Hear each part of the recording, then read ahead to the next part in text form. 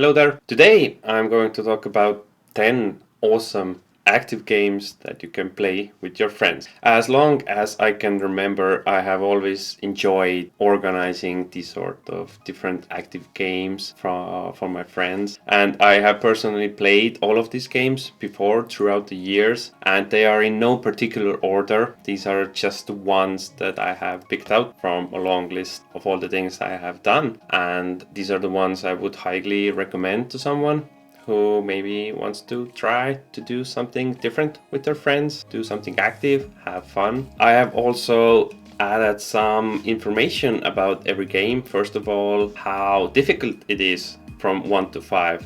1 being the easiest, 5 being the most difficult.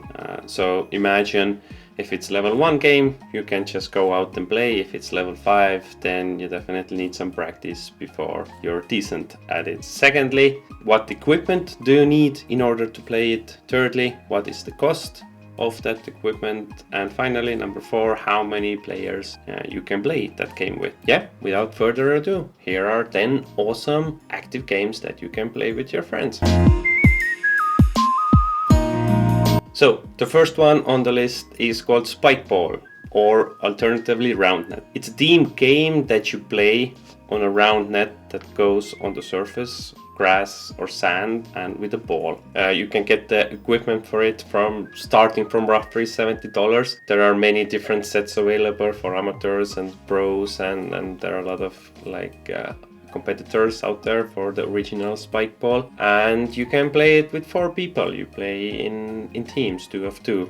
It actually originally was created in the late 1980s, but it took off in 2000s or 2010s. It was actually in the Shark Tank, and now in the past decade or so it has become more and more popular, and there are a lot of different events all over the world. Secondly, we have Cornhole, which is definitely much easier game compared to Spikeball. It originated from US and it is really popular in different kind of festivals, and I played it first I think like 6 or 7 years ago. But yeah, the aim of the game is to toss beanbags into a hole that's located on this table, which originally is 27 feet away from you, but it doesn't have to be that far. To sum it up, it's a really awesome and rather easy game that you can play with beer in one hand and a beanbag in another. Thirdly, we have Crockett, and this is one of the games that roots go back to 14th century, if I remember correctly, and also one of the games that you can just get together with your friends and play.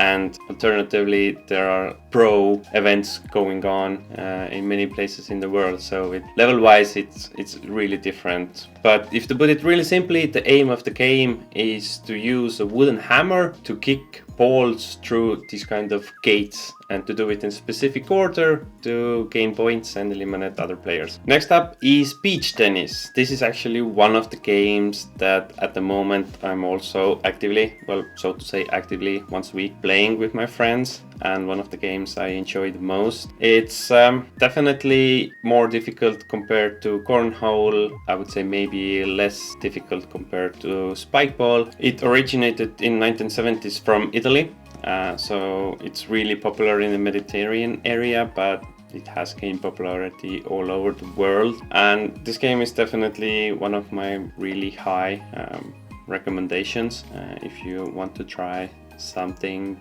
new and get your feet into the sand. All you actually need is some rackets, some balls, and a net, and of course a piece of sand or a court where you can play it, but that's it. So go and have fun. Now moving on with the list, at number 5 it's paddle tennis, which is really similar to the previous one, except the court that paddle tennis is played on is surrounded by walls, and the rules are quite different. It's a really active game with a lot of movements and a lot of different techniques how to actually hit the ball using the walls around you. Once again, it's really popular in the Mediterranean and one of the best racket games out there, I dare to say. Now when approaching the halfway point, I just just wanted to add that all of these games are played at very different levels. What I have in mind with the difficulty level is actually how difficult it is to gain that level that is actually fun to play. Obviously, after 2 hours you cannot compete with pros, but you still have that level that you can enjoy the game. And regarding costs, it's you don't always have to buy the equipment. In case of many games, it's option to rent out the equipment or rent out the place. So yeah, just wanted to mention that. Then next up we have a fun game called Mölkki. It's originated from Finland and also actually has a quite a long history. And it's a really easy game that basically anyone can play, and you can pick up a set from $20. The aim of the game is to throw a wooden pin against other wooden pins that mark with numbers. If you hit only one pin, then you get the number that's written on it. If you hit more than one pin, then you get as many points as many pins you knocked over. Whoever gets to exactly 50 words first is the winner. That's it. Then there is pushball, which is definitely most physically demanding of all the games in this list. This is definitely not one of the games where you can just grab a beer and play it. It takes a lot of physical effort, and I really apologize for the quality of the video. This is just a video I took when we played this game with my friends a couple of years back, and the camera wasn't the best. But it's not easy, but it's really simple. All you have to do is push the red ball over the border of the court from your other competing team's side. And theoretically you can play it one-on-one, but I would recommend at least 6 players, so 3 in both teams, because otherwise you'll just get toasted within 30 seconds. Number 7 is Ultimate Frisbee. It has quite a complex set of rules, so I'm not going to explain them in this short video, but it's also rather physically demanding, and it takes a lot of running, lots of catching, lots of throwing to your friend, and I would recommend to play it at least 8 players, and the size of the court can depend, but basically all you need is some level area, most likely that covered with grass. The good side is you can buy an official Frisbee disc from $15, and then you just need to find 7 of good mates and you're good to go. Only 2 more to go, and now we have reached to CrossNet Pickleball, which is most likely the newest game on the list. It was created in 2017, so only 7 years ago, and it's a variation of a really popular game called Pickleball. Basically, you play in this X formation with 4 players. It can be more. The idea is to hit the ball to any of other players' court so they cannot reach it, and only a player in one specific area can actually score points. Whoever gets to 11 first is the winner. They actually do have a different version of this game, just called CrossNet, which is really similar, just the net is higher and you play with the volleyball. So they've come up with some really interesting games, and believe me, once you try it, you definitely want to play it again. Last but not least, it's geocaching, which is a bit different compared to other games on the list. Basically, it's a worldwide treasure hunt.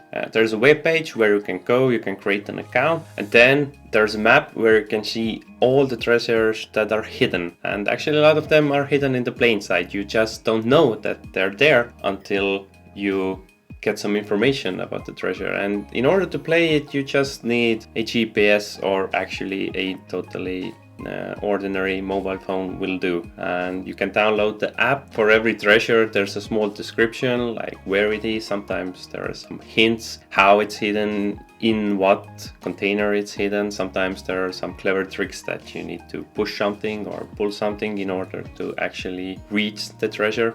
And it's a really fun way to discover awesome places, like nature, or I don't know, different kind of abandoned mines, for example. And if you want, you can play it alone. If you want, you can play it with friends. And if you want, you can create a competition out of this game. So there are like a lot of options available. So this was my list of 10 awesome active games to play with friends. I know that the games were really different, but I guess there's something for everyone, and I will be leaving a lot of different links to the comments and to the description of this video, so you can go and read more about those games, and if you want to buy some equipment. I hope that you found something that you might like, or even actually go and try it, and who knows, maybe you will be the next world champion in a particular game. But either way, I really thank you for watching. If you have any comments or questions, definitely let me know, and until next time, bye!